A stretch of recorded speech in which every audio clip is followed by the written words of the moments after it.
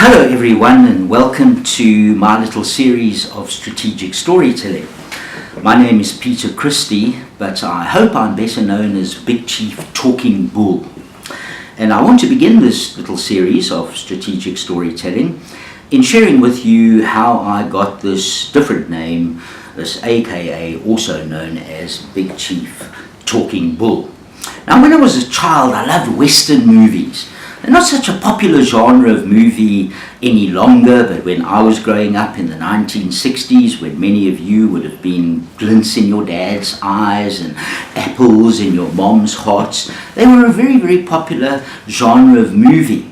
It wasn't just any Western movie I particularly loved. I loved the ones especially where the North American Indians, the so-called Red Indians, the indigenous people of North America, were giving the cowboys a good clapping. That's a beating in South African jargon, a good whipping. And this happened very, very seldomly, disappointingly for me, and on reflection I'm assuming it's because Hollywood directors and producers weren't so much in the business of glorifying North American Indian indigenous culture. They were in the business of glorifying cowboy culture. Even gay cowboy culture, more latterly, those of you that saw Brokeback Mountain, these were not the cowboys that I grew up with, but cowboys all the same.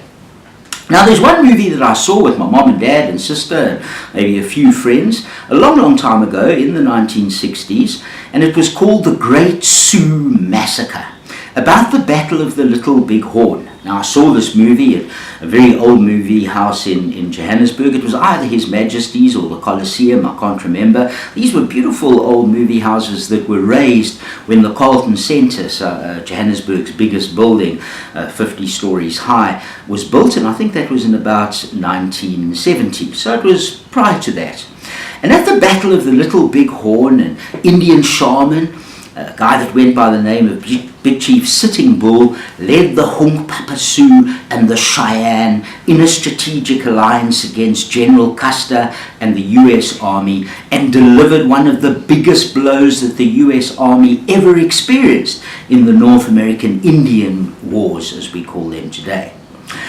Hundreds of US Army soldiers died at the Battle of the Little Big Horn, as did many North American Indian braves. But unfortunately, that battle, the Battle of the Little Big Horn, signaled the end of North American Indian resistance to their colonizers.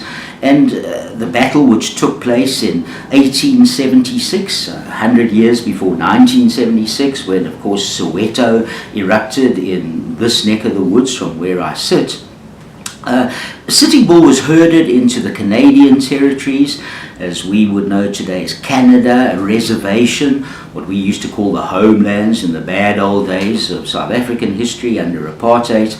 And about 10 years following the war, he came back to America and became a circus oddity.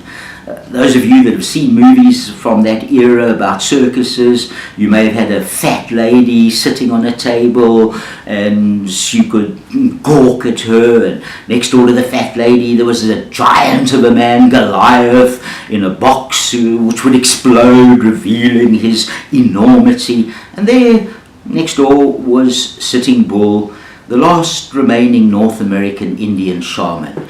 He was killed by Impimpi, turncoat Indians that had joined the US Army, and that signaled the end of the great story of Big Chief Sitting Bull. Now, when I was growing up around and about this time, I had loving parents. I hope that you had loving parents. We're not all lucky enough to have loving parents, but if we are, loving parents ask their children, what do they want to be when they grow up?